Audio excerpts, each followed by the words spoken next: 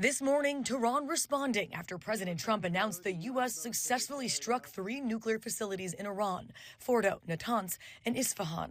The strikes were a spectacular military success. Iran's key nuclear enrichment facilities have been completely and totally obliterated. Iran, the bully of the Middle East, must now make peace. If they do not, future attacks will be far greater and a lot easier. U.S. officials say B-2 bombers dropped a number of massive ordnance penetrator bombs known as bunker busters. Tomahawk cruise missiles were also fired from a submarine. Iran's foreign minister calling the attacks lawless and criminal, adding it reserves all options to defend its sovereignty, interests, and people.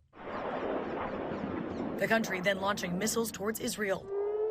Sirens sounding over Tel Aviv as Iranian missiles were intercepted, officials urging people to seek shelter.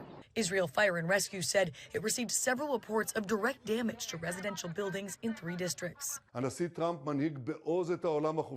Prime Minister Benjamin Netanyahu thanking President Trump, saying Iran's nuclear program threatened Israel's very existence and endangered world peace.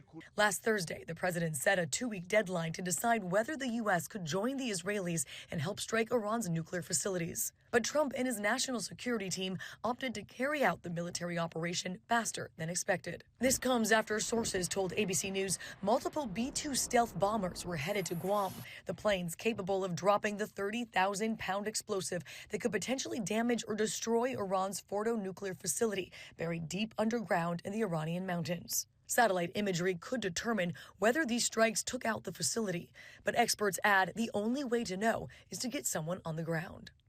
The U.S. State Department says it's been evacuating U.S. diplomats and their families who wish to leave the region. And Defense Secretary Pete Hegseth is expected to speak from the Pentagon later this morning. Maggie Rulli, ABC News, London.